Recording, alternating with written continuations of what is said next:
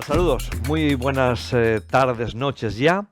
Hoy en este cara a cara lo que queremos es un poco ponerle luz a muchas de las cuestiones que hoy en día parecen casi cotidianas y al final resultan a veces gravosas, sobre todo en el mundo del derecho.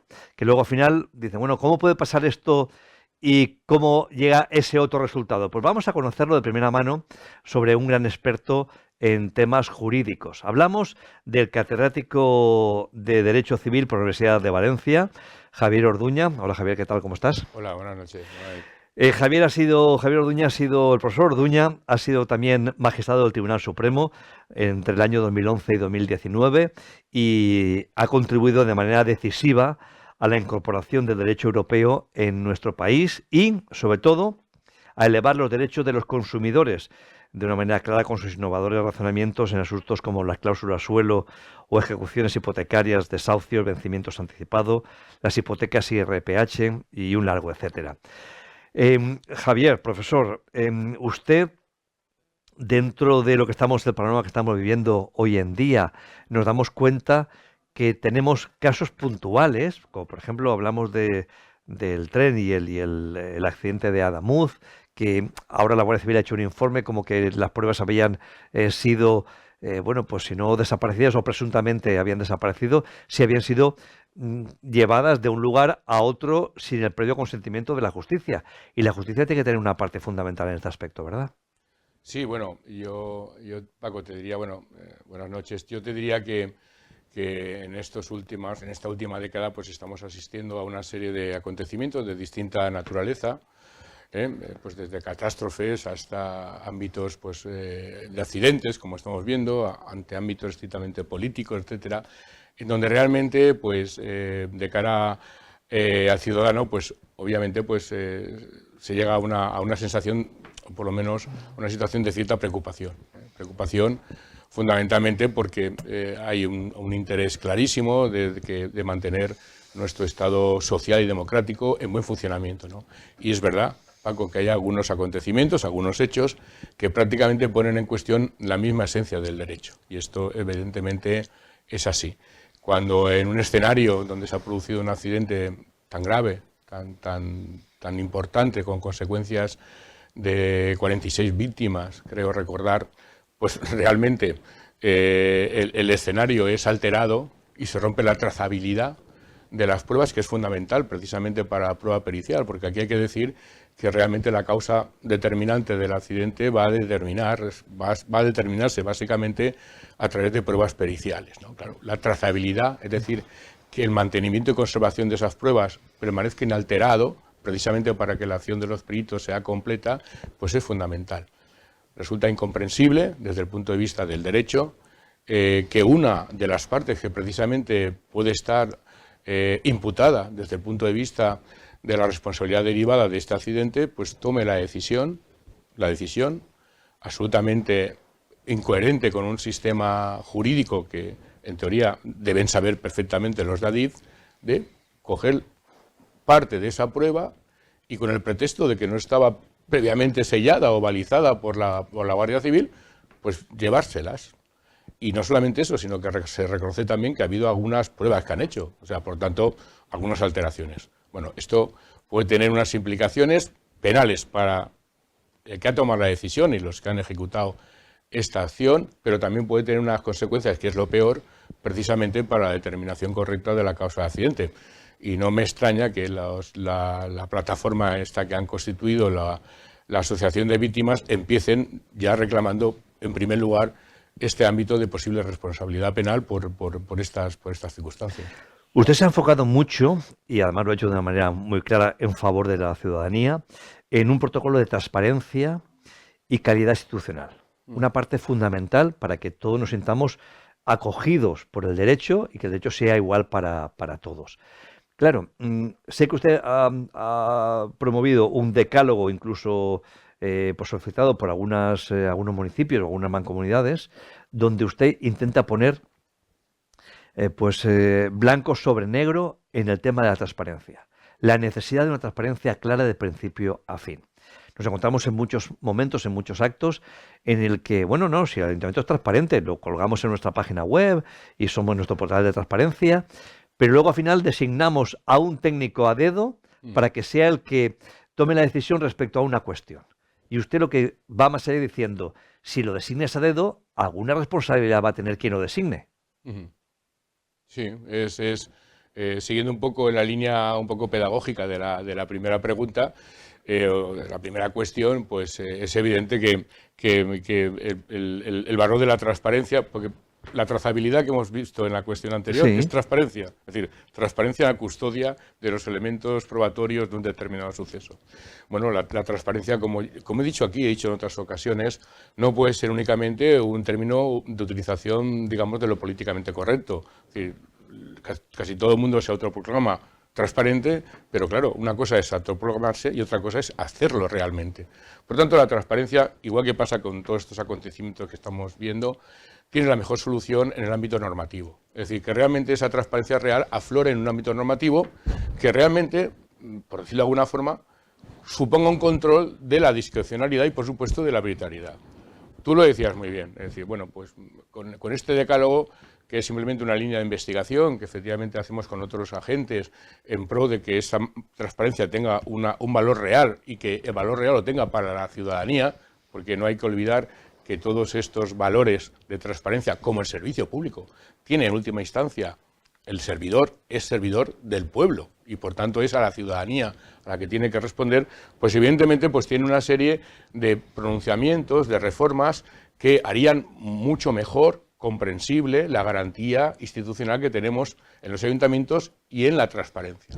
Efectivamente, cuando decimos básicamente que tenemos un ayuntamiento transparente y que lo es en sus decisiones, pues tenemos que ser consecuentes. Es decir, a nadie le obliga tener un puesto de libre designación. Cuando tienes un puesto de libre designación, llámese un técnico o un puesto del ayuntamiento, llámese un director general sin ningún tipo de conocimientos. Llámese el DAO, el famoso caso del DAO, cuando tú estipulas y configuras realmente ese puesto como un puesto de libre designación, al hacerlo, lo que estás haciendo en realidad, si nos ajustamos al derecho en esencia, estás aumentando tu responsabilidad. Tu responsabilidad, la responsabilidad del que decide. Si tú decides que ese puesto sea discrecional, claro que tienes mucha más responsabilidad si ese puesto no es discrecional. Claro. Y aquí hay un falso dilema, es decir, el falso dilema, porque eso está resuelto por el derecho en esencia. El falso dilema es, oiga, yo desconocía esa faceta. Yo no conocía la faceta, pues de, no sé, imagínate, por no decir de acosador sexual, pues de drogadicción o de lo que fuera, ludópata, lo que sea. No, bueno, vamos a ver.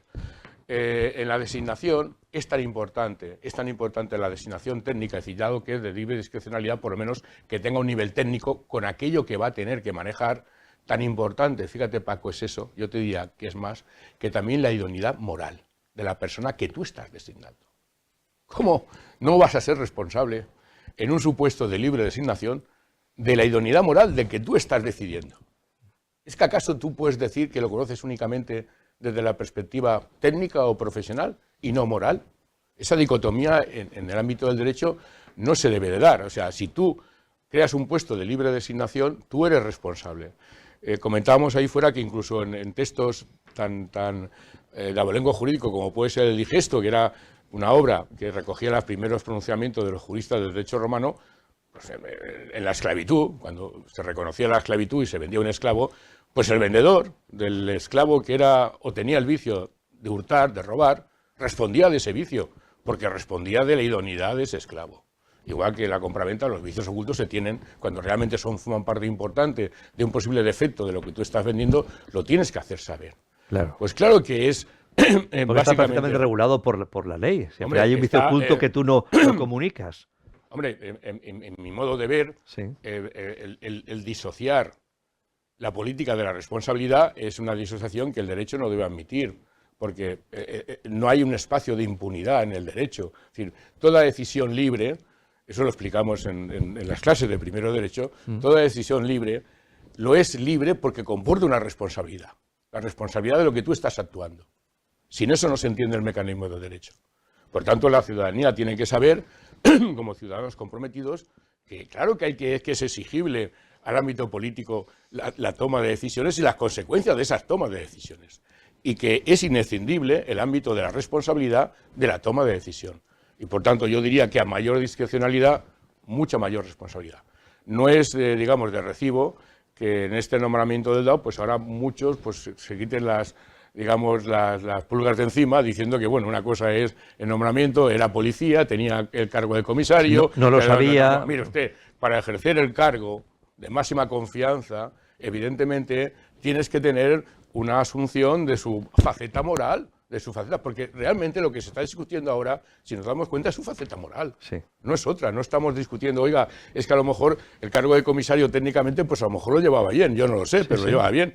Pero es que es inseparable, porque es un servidor público. Y porque ese servidor público tiene que tener también una vertiente moral. Lo que estoy diciendo, no cabe en la política ser un servidor únicamente a tiempo parcial. Es decir, sirvo únicamente para determinados efectos, pero toda la faceta moral de ejemplaridad, esa yo no respondo porque la desconozco, no la debo conocer, no, debe de conocerse, y el responsable de actos discrecionales, claro que responde, en mi modesta opinión, cualquiera, en cualquier supuesto, claro que responde. Y es muy sencillo, si no quieres responder, no crees cargos discrecionales. Claro. El problema que tenemos es que en nuestra administración hay muchísimos cargos discrecionales. Y el segundo eslabón, que es el que realmente tendríamos que prestar atención, que es el de los técnicos, está totalmente minusvalorado. O sea, hay una prepotencia de la decisión política, discrecional, y esto en un sistema de normalidad, de funcionamiento, es un obstáculo. El eje sería lo contrario. Pero el técnico ha pasado por un proceso de oposición, por un proceso que al final se ha ganado esa plaza a base de opositar. Y porque es muy importante, Paco, porque el técnico está sujeto a la norma. O sea, su jefe es la norma, la normativa, no tiene otro jefe. Ya. Pero claro, si tú debes tu cargo a un ámbito discrecional, pues en teoría puedes cometer el error de creerte que debes lealtad a ese ámbito discrecional, cuando la lealtad sigues teniendo en la norma, en los principios. Cuando digo norma, porque aquí en este país también se confunde, cuando digo norma, no digo la austeridad, la literalidad meramente de la norma, digo el sentido, la finalidad de la norma. Y esto es muy importante. La Constitución, en el artículo 134, establece lo de los presupuestos, el deber de presentar, pero es evidente que aunque no diga de forma expresa que un ejecutivo no puede estar eternamente con presupuestos prorrogados, en el sentido de la norma, en el alcance de la norma, está precisamente el prohibir esto. ¿Por qué? Porque sencillamente sin presupuestos generales del Estado no hay control. Paco, no hay control, no hay transparencia, porque los que pueden controlar, la propia Eiré lo ha dicho, no tienen la documentación para controlar. El Ejecutivo tira de créditos extraordinarios, tira de cambios de partidas y no hay control posible. Por tanto, la ley de presupuesto, por eso se dice que la norma presupuestaria es la norma básica de cualquier ejecutivo. ¿Por qué? No solamente porque planifica, sino porque permite el control. Usted en ese decálogo de transparencia promulga un modelo de profesionalidad, de neutralidad, de independencia y de responsabilidad. Esa es parte fundamental que hemos estado hablando en esta cuestión. Para que la gente lo pueda entender y nos pueda entender de una manera clara, ha puesto el caso del ex-DAO de la policía, del Cuerpo Nacional de Policía, pero existirían muchos. Por ejemplo, el caso también de la jueza de la Dana, que al parecer su marido presuntamente ha intervenido también en las pesquisas o en las propias interrogatorios. Eso también estaría a priori, presuntamente vulnerando un poco toda esa transparencia, como usted dice, de trazabilidad en cuanto a hacer instrucción de la causa. Bueno, aquí ya hemos empezado diciendo que últimamente parece normal, pero no es nada normal, que ocurran estos acontecimientos. Estos acontecimientos, más que en contra de la transparencia, son vulneraciones propias del ámbito penal. Es decir, son hechos, como yo defino, son hechos que definen el antiderecho, es la destrucción del derecho. El ciudadano, como garantía, tiene la garantía de tener un juez imparcial, por tanto, la independencia, pero también tiene la garantía de que sea un juez natural, el que le toque, o sea, no el que le venga designado previamente. Esto forma parte de la esencia de lo que es nuestras garantías procesales, defendidas en la Constitución. Claro, cuando una garantía que tiene en este caso el ciudadano, cualquier persona que se vea en esta, no solamente es que se modifica, se vulnera directamente y forma parte integrante de ese proceso judicial un juez que no tiene competencia.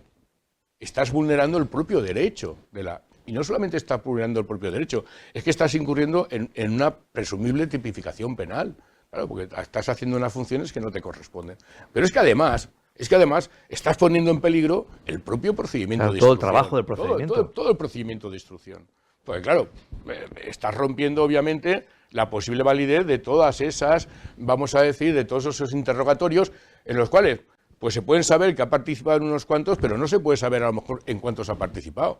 Por lo tanto, estamos ante una transgresión presunta, si se produce así, directa del procedimiento. Por lo tanto, esto complica mucho más las cosas, porque si evidentemente la juez instructora ha elevado la causa al Tribunal Superior de Justicia para que efectivamente pueda ser investigado el señor Mazón, bueno, ahora el Tribunal Superior de Justicia tiene también la disyuntiva de que a lo mejor parte de esa instrucción puede ser declarada nula.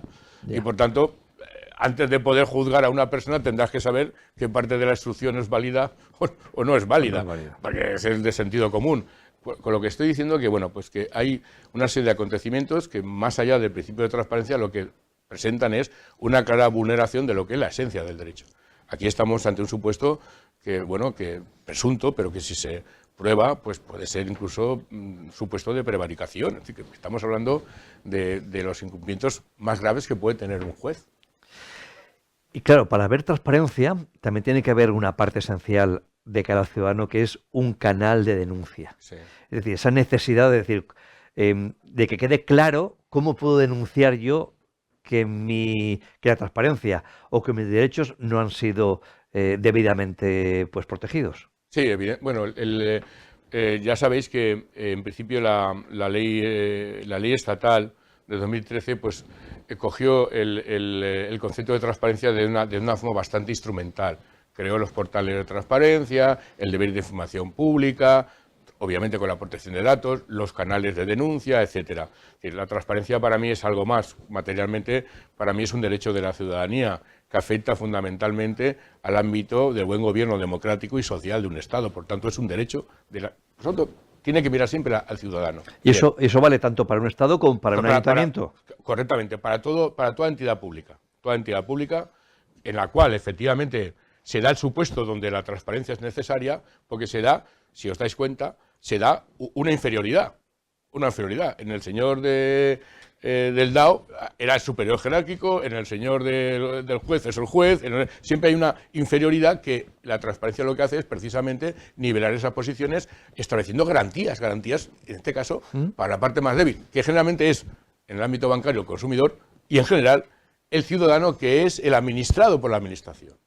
Yo siempre digo que cuando hablamos de los derechos y libertades públicas, cuando lo enseñamos en las facultades, este apartado segundo de libertades públicas se hace y se formula porque precisamente el principal infractor de las libertades públicas fueron los Estados. No hay que perder de vista dónde está la causa, la principal causa. Bueno, pues frente a eso se crea una serie de garantías para los ciudadanos. El canal de denuncia parte como un elemento bien intencionado de este ámbito de la transparencia instrumental, en donde se pretende que efectivamente haya una efectividad. Es decir, que la transparencia no sea una cosa políticamente correcta, sino que además se obliga a las entidades, incluso a las empresas, a tener su propio canal de denuncia, como una garantía de los trabajadores en este caso, de que efectivamente hay unas hojas de reclamaciones que tienes frente a la administración. Unas hojas de reclamaciones muy especial, porque tiene que garantizar el anonimato, claro, tiene que garantizar que, obviamente, que el propio, el que administra, el predisponente, no sepa de antemano quién denuncia, porque si no es evidente que en el ámbito empresarial, como en el ámbito funcionarial y en el ámbito político, pues van a decir, oiga, pues ¿quién es aquí el garbanzo negro? Pues antes de que termine este procedimiento yo lo expulso, le retiro el puesto, lo aparto, para evitar ese arbitrio, esa injusticia, esa falta de derecho. Tienes que llenar de garantías jurídicas a la parte más débil. ¿Qué es lo que estamos viendo? Lo que estamos viendo, evidentemente, es que los canales de denuncia, tal como están configurados en los protocolos actuales, no están gozando de la confianza de de los trabajadores, ni de los funcionarios, no, porque no se sienten seguros. Por tanto, habrá que cambiar esos protocolos. Es decir, no es baladí que no se utilicen. Es decir, que no se utilicen. O sea, no es baladí que en el caso del señor del DAO, pues el abogado ya le ha recomendado directamente que acuda al ámbito judicial, ya directamente. O sea, y no acuda que no pase por la no es baladí que en el caso del señor Salazar, pues haya habido ahí y haya estado en el cajón de los y al final la conclusión sea algo tan peregrino como, bueno, como se ha terminado el procedimiento y tal, pues no seguimos adelante. Oiga, con estos mimbres nadie va a confiar en un canal de denuncia. ¿Puede ser un elemento confiable? Sí. En primer lugar, ¿qué estamos diciendo de la transparencia, Paco? Independencia. ¿Cómo es posible que el canal de denuncia esté sujeto a propios trabajadores de un partido político, dependiendo funcionalmente, en este caso, de esa persona, de la dirección política, o de cargos superiores? ¿Qué tal? O sea, esto es contrario, es decir, es como poner la zorra vigilando, o el zorro vigilando el gallinero, es decir, es contrario a la propia idea de derecho. ¿Quién se va a fiar?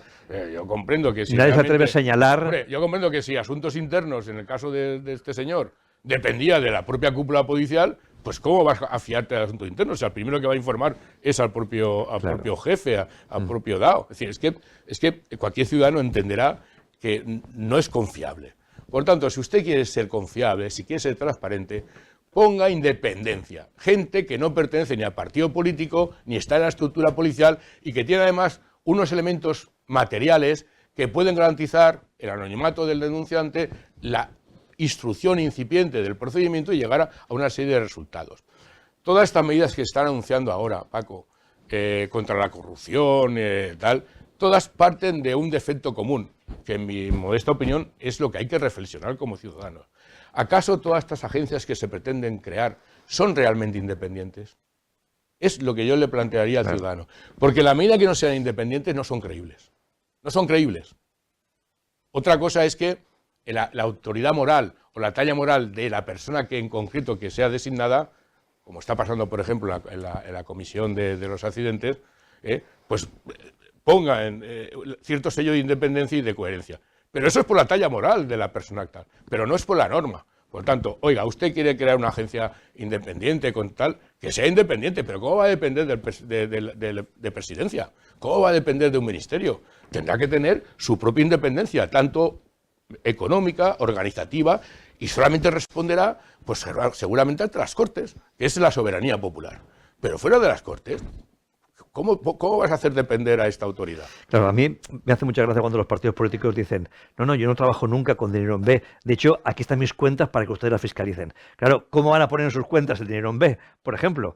Y dicen, no, si es que ha venido aquí el Tribunal de Cuentas y me ha fiscalizado mis cuentas y están todas correctas. Claro, usted el dinero en B no lo va a poner en su contabilidad, obviamente. Pero tendría que haber, efectivamente, un estamento totalmente independiente, que no dependiera de ningún tipo, en todo caso, de los jueces, que pueda tener la posibilidad de encauzar cualquier tipo de denuncia, que sea, como usted bien dice, anónima, fundamental, para uno atreverse a denunciar y que luego no sea señalado, y después la tranquilidad de que eso al final tenga la potestad de pedir documentación, la potestad de pedir... Claro. Luego, mira, Paco, esto tiene que ver con lo que estamos, con el contexto actual. Ahora estamos conmemorando el 45 aniversario del golpe de Estado. Bueno, es verdad que nosotros en la Constitución hemos tenido el proyecto colectivo de más éxito desde el punto de vista de la preservación de la democracia. Esto es cierto, pero también es cierto que cuando empieza la Constitución, pues hay una serie de sujetos constitucionales a los cuales, entre comillas, se le mima mucho porque eran necesarios para el funcionamiento inicial de la democracia. Entre ellos, por ejemplo, los partidos políticos. Los partidos políticos han pasado décadas y décadas y no han estado sometidos a auditorías de cuenta. Recientemente están siendo sometidos a auditorías, pero al principio no estaban, igual que los sindicatos, no estaban sometidos a auditorías de cuenta. ¿Por qué? Porque eran organismos que se consideraba que para el pluralismo político eran totalmente necesarios. Claro, en una democracia ya moderna, asentada y consolidada, todos los sujetos políticos, todos, las Cortes, la Corona, el Ejecutivo, todos los partidos políticos tienen que estar sometidos a los valores aplicados de la Constitución, entre ellos ese nuevo valor que es la transparencia.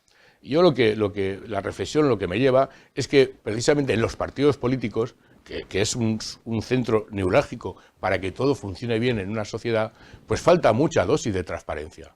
Falta muchísima dosis, Paco. Falta dosis en donde, como aquí decimos, los modelos sean profesionalidad, neutralidad, independencia y responsabilidad. Eso en cada eslabón del partido político. Porque es una forma de reconocer que va a ser confiable y lo que salga de allí va a ser confiable. Claro, cuando eso se rompe y cuando tenemos los partidos, cuando vemos ejemplos diarios en donde realmente la dirección política de un partido político pues dice cosas tan como las que estamos escuchando, yo no lo conocía, de esto no me tengo que ocupar, no sé cuánto, no sé más, y toda una cadena de obstáculos para que resplandezca lo que es una idea propia de derecho, pues nos damos cuenta que efectivamente en el fondo lo que falta es una auténtica autorregulación y responsabilidad en estos estadios. Y yo creo que eso es una de las causas que deberíamos pensar, porque lo que nos pasa afortunadamente tiene solución, pero siempre desde un rearme moral, ético, de ejemplaridad y sobre todo con proyección normativa. Usted en ese decálogo sobre transparencia marca una línea roja, que es la limitación de los mandatos consecutivos, también como consecuencia de buscar una transparencia clara y no alargar pues de manera excesiva cualquier tipo de problemática. Bien, esto yo muchas veces, para hacer interesantes las clases a mis alumnos, combino lo que es la física con lo que es el derecho y a veces lo que es la biología con lo que es el derecho, porque es verdad que aunque no es exactamente lo mismo, sin embargo tiene unos comportamientos muy claros. El derecho utiliza siempre razonamientos biológicos. En una persona jurídica, pues la cabeza es el consejo de administración, los brazos son los consejeros independientes, etcétera. La base pues será la junta de accionistas. Es decir, todos tenemos una cierta biología. En la Constitución, pues la soberanía está en el pueblo, la cabeza, todos tenemos una cierta morfología de lo que estamos hablando. Aquí hay un principio físico. El poder corrompe. Esto es como que el tiempo oxida. Sí. La oxidación, con el tiempo, la humedad. Los valencianos lo sabemos muy bien, y los de Gandía especialmente, sí. Porque solamente con que estén cerca del mar verán la oxidación. La oxidación va a estar presente, la oxidación está presente en nuestro organismo, vivimos porque respiramos ese gas, pero ese gas también nos mata, lentamente, ciertamente, pero también nos mata. Por tanto, es la esencia de la vida. Sí. Pues la continuidad en el poder corrompe, oxida. Eso es tan claro que por decirlo de alguna forma, la vacuna es precisamente limitar los mandatos de poder. O sea, me acuerdo cuando hicimos el decálogo para el deporte, que obviamente como era un decálogo de transparencia, nadie nos hizo caso, porque claro, era un decálogo de transparencia, claro, en un sitio tan transparente como es el mundo del fútbol y como está, pues claro, pues obviamente debía decir, bueno, esto del profesor Orduña es que venir aquí tiene bemoles, viene aquí a esta casa de la opacidad a decirnos que seamos transparentes y a romper el chiringuito y a que realmente prestemos la parte que corresponde a un servicio público, nada. Entonces, pero una de las cosas que se ponían ahí claramente era también la limitación de mandatos.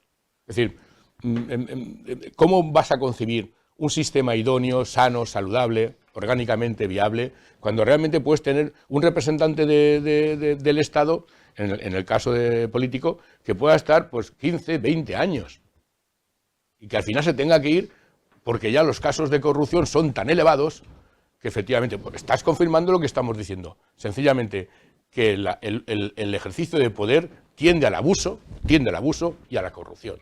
Por tanto, pongamos los remedios. ¿Se pueden poner? Claro, normativamente. Claro. Es difícil, ¿no? Tan fácil como que los esos pongan.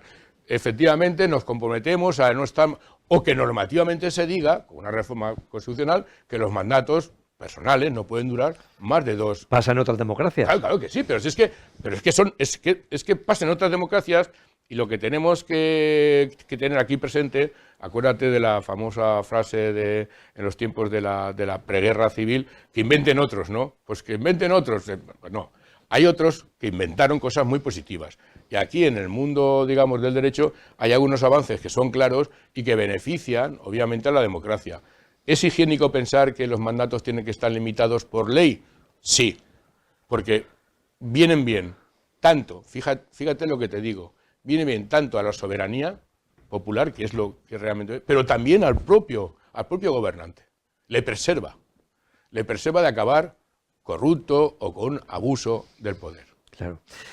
Yo quiero hacer un paréntesis porque me está usted llevando al primer término el foco en la gente más vulnerable, que es la gente de base, y usted quiere ponerla a la altura de que tenga cualquier tipo de necesidad en cuanto a sus derechos cubierta por la propia administración y efectivamente y que iguale ante cualquier tipo de tratamiento. En este caso, usted tuvo esa visión cuando muchos de los ciudadanos compraron subordinadas y preferentes a los bancos, diciéndoles que era pues un activo, era un producto pues eficaz, bueno, que iban a ganar mucho dinero. Y esto era un trato prácticamente del apoderado o del director del banco frente a personas que sabían, ellos tenían de primera mano conocimiento que tenían unos ahorros, un dinero en el banco. Claro, esto acabó cuando desapareció todo y perdieron todo este dinero, y ustedes lo sabrán porque muchos de ustedes seguro que lo padecieron, pues acabó judicializando esta cuestión. ¿Qué pasa? Que el Tribunal Supremo en aquel momento, bueno, dictó, y si no usted me corrige, usted era magistrado del Tribunal Supremo en aquel momento, dictó, bueno, pues que estaba dentro de lo era razonablemente correcto. Pero usted hizo un voto particular, quiero recordar, no he llegado a leérmelo entero, de 500 folios, o en torno... 500 folios no. ¿No? ¿O estuvo cercano ahí? ¿O cercano ahí? Vale. Fue un voto particular extenso, pero no de 500 Bueno, folios. pues ¿no? extenso en ese aspecto, que acabó siendo una base para acudir al Tribunal de Justicia de la Unión Europea, donde, gracias a ese documento, efectivamente, se cambió esa sentencia y se dijo que en España, precisamente, las pymes, los pequeños consumidores, tenían también derechos y no tenían por qué saber de una economía brillante para saber que aquello podía o no podía reportarles beneficios. Y al final los bancos tuvieron que devolver esa cantidad de dinero. Ese trabajo suyo le posicionó a usted claramente delante de la transparencia y le hizo una persona en España, yo diría que la mayor entidad jurídica, entiéndame, para que al final pueda hablar de transparencia en este caso, ¿cierto? Bueno, eso yo, bueno, la calificación Lo tuya pues, pongo es una yo cosa porque tuya. al final es lo que... Bueno, lo digo con total humildad porque no puede ser de otra forma, porque en la medida en que estuve en el Tribunal Supremo, que para mí fue un honor y fue también un orgullo, pues también yo cuando acepté el cargo, lo primero que pensé fue en la responsabilidad. Fue en la responsabilidad. Porque no es la misma la responsabilidad que tienes en la universidad, con tu libertad de cátedra, que la responsabilidad que tienes como magistrado del Tribunal Supremo. Es lo que he dicho al principio. Tendría la libertad de poner como ponente, hacer las ponencias y tal, pero esa libertad iba acompañada necesariamente de un altísimo criterio de responsabilidad. La responsabilidad te lleva incluso a, cuando no compartes el ámbito de la decisión de la mayoría, a establecer votos particulares, porque por encima de todo está el ideal de justicia y de aplicación de derecho que tú tienes. Y en este caso, como esta instancia es una instancia de materia comunitaria, el último, excepcionalmente, la última instancia era el Tribunal de Justicia de la Unión Europea. Y es cierto que ahí había dos formas de ver las cosas. Una forma para mí, que era pretérita, que era equivocada, que era analizar esto a través de la visión del Código Civil, 1889, para que la gente donde más o menos prima el contrato por negociación, por el acuerdo, las partes estamos como tú y yo, sentados a un nivel de igualdad, tú me vendes porque quieres vender y yo te compro porque te quiero comprar y acordamos las estipulaciones. En la contratación seriada, que son estos productos, las entidades financieras realizan todo el contrato, lo predisponen. Ese fenómeno jurídico el Código Civil ni lo vio. Por tanto, lo que yo decía en ese voto particular es que esas reglas no nos sirven. No nos sirve el decir que el consumidor o el cliente firmó. No nos sirve decir que más o menos, de forma apresurada, en letra muy pequeña, estaba más o menos explicado el producto.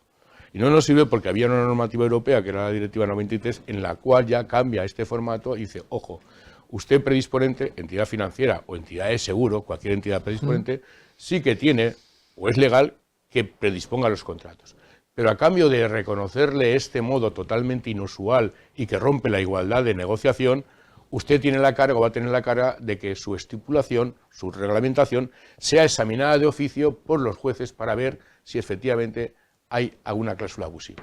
Y aquí lo que más o menos yo modestamente dije es que uno de los principios que sale de esa directiva es el principio de transparencia, como información real y comprensible. Y lo que vine a sostener es que esa información real y comprensible acerca de las consecuencias jurídicas que tenían estos productos no eran explicadas como debían ser explicadas al consumidor.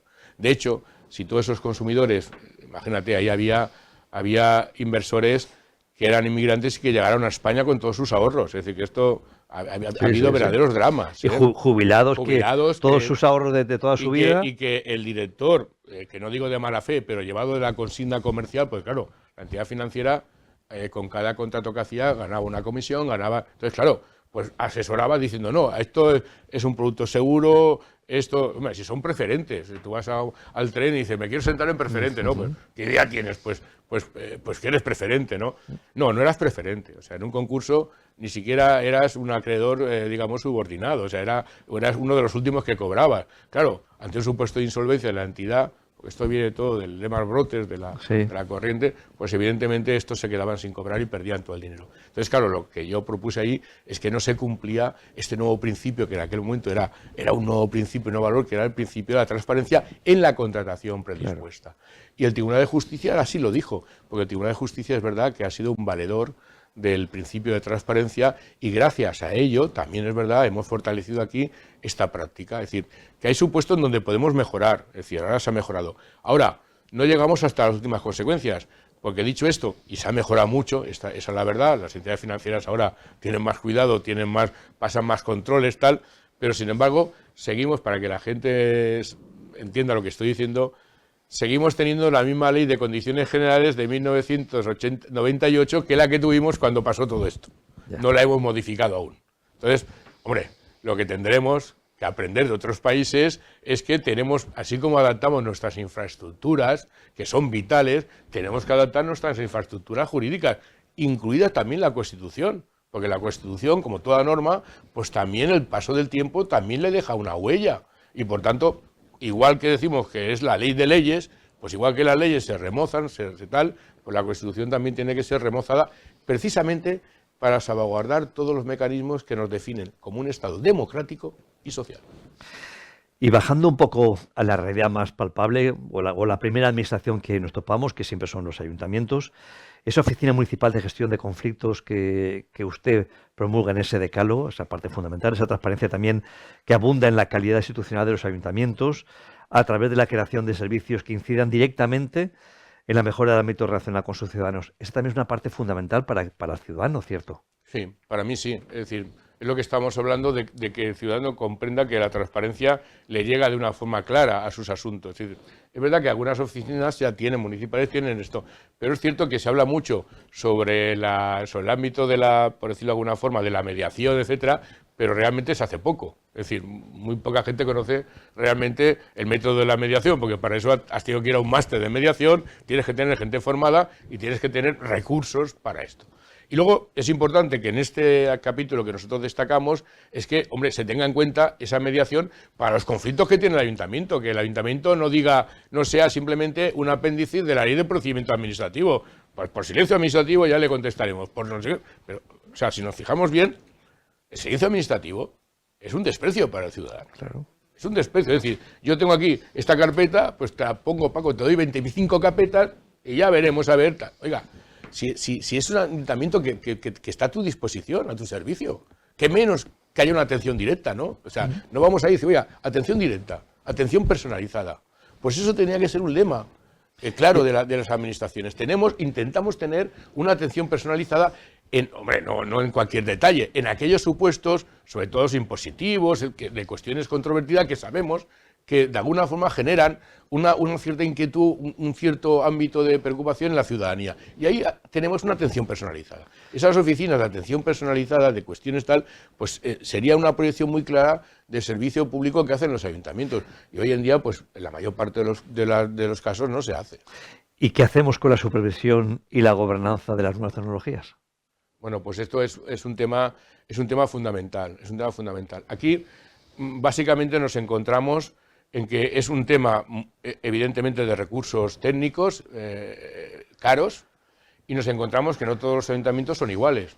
Es decir, cuando hemos ido a hablar con los ayuntamientos, esto lo hicimos también en parte para los ayuntamientos de Navarra, que siempre van un poquito más adelantados en estas materias, o sea, lo primero que nos dimos cuenta es que hay ayuntamientos que es imposible que tengan estos protocolos, lo que se llaman los compliance, que son útiles para saber cómo estás cumpliendo o incumpliendo, es decir, para ver tu grado de responsabilidad, incluso protocolos de transparencia. Bueno, algunos ayuntamientos dicen, oiga, que nosotros tengo aquí 400 vecinos y como no sea yo el que me tal... Bueno, por tanto, ahí lo que hay que hacer es hacer unas redes donde realmente en los sitios más potentes, diputaciones, cámaras, puedan salvaguardar, dar ese servicio de mantenimiento a estas entidades locales más pequeñas donde realmente no tienen acceso. Pero es verdad que el ámbito tecnológico es fundamental y estoy pensando en los propios protocolos que hemos visto ahora, porque lo que estamos viendo en estos supuestos de que el Estado se pone en cuestión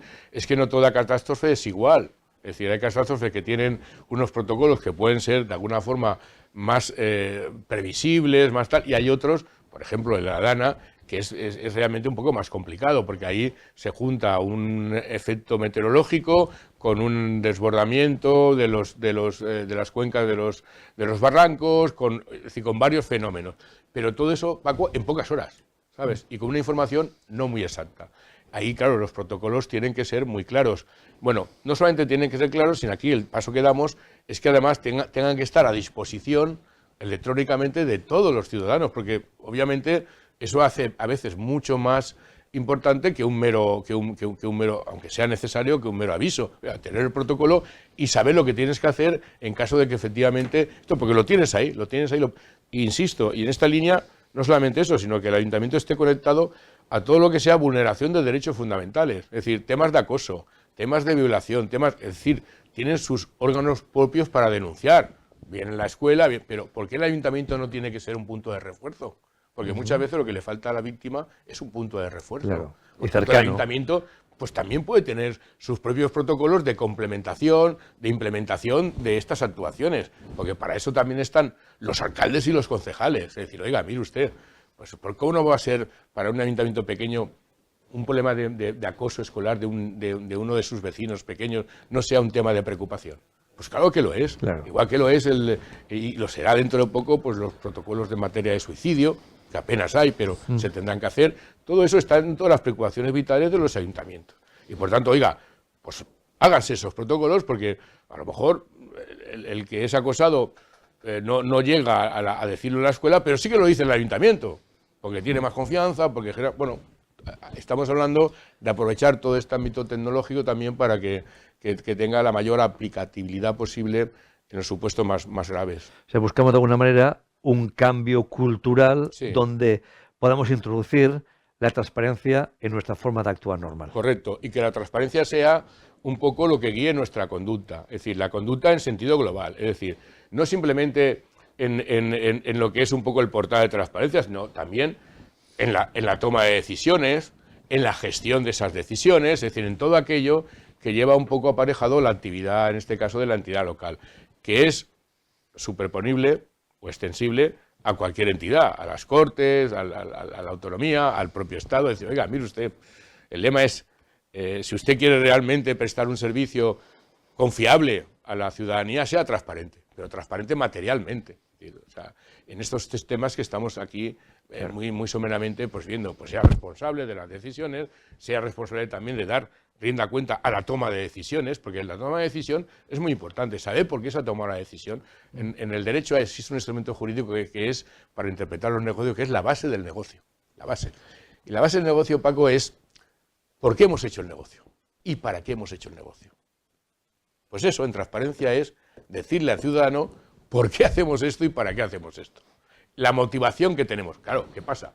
Que si tienes una motivación que no la puedes decir públicamente, pues tienes una motivación espuria. Claro. Pues entonces, esa transparencia evita tener motivaciones espurias. Si usted no puede justificar o motivar por qué toma la decisión, pues entonces usted no está siendo transparente.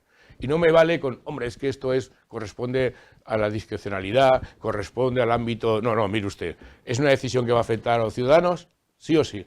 Entonces tiene que ser transparente en la toma de decisiones. Oiga, es que no me vale... y corresponsable. Los cambios de opinión. Es que he cambiado de opinión, es que... Oiga, mire usted, los cambios de opinión, claro que pueden ser loables y a veces necesarios, pero tendrán que estar motivados, tendrán que estar justificados, tendrán que estar explicados. Claro. Es decir, si usted me cambia la política de, no sé, de Marruecos con la de no sé qué, o de todas estas cosas que estamos viendo, tendrá que justificar por qué lo hace. Claro. Lo que no puede decir es que, mira, está en la discrecionalidad del gobernante. Claro. Nos ha dejado usted muy claro que aquellos cargos de confianza que uno designa, un político en este caso designa, obviamente el político tiene una responsabilidad sobre ese cargo de confianza, que para eso lo ha designado. Y ha dejado inclusive en un segundo escalón a los técnicos, que son aquellos que han estudiado, que se han preparado, que han opositado para ocupar una plaza con una única base, que es la normativa, que es de quien depende el trabajo de esos funcionarios. Cuando colocamos una persona como cargo de confianza, somos corresponsables de las decisiones que pueda tomar esa persona. Créeme, señor profesor Orduña, que es un auténtico placer escucharle, sobre todo por la claridad y como docente que es usted, como catedrático también de Derecho de lo Civil en la Universidad de Valencia, la facilidad que nos da a los demás de entender el derecho, porque también es una parte fundamental de creer en el mismo. Cuando no lo entiendes, uno dice, bueno, me he perdido, pero cuando lo entiendes conforme usted nos hace esa parte de docente, nos parece sensacional. Bueno, el derecho tiene una parte que es complicado, porque el derecho, yo se lo digo a los alumnos, el derecho no es una simplificación, es un estudio muy complicado, pero también es verdad que tiene una ventaja, que es que en su parte más esencial es bastante comprensible, en los anhelos de justicia, en estas bases, digamos, primarias para entender lo correcto y no lo correcto, pues evidentemente ahí sí que la gente lo puede entender perfectamente y saber el sentido que va hacia la democracia, hacia un Estado de Derecho, y lo que no va en esa dirección. Pues esa visión a todas luces clara y lógica que parece, no la tienen todos los juristas y sí la tiene el profesor Javier Orduña. Muchas gracias por estar con nosotros y sería un placer contar con usted en próximos programas, sobre todo por esa visión clara que tiene usted sobre el derecho. El agradecido soy yo. Muchas gracias. Gracias a todos ustedes.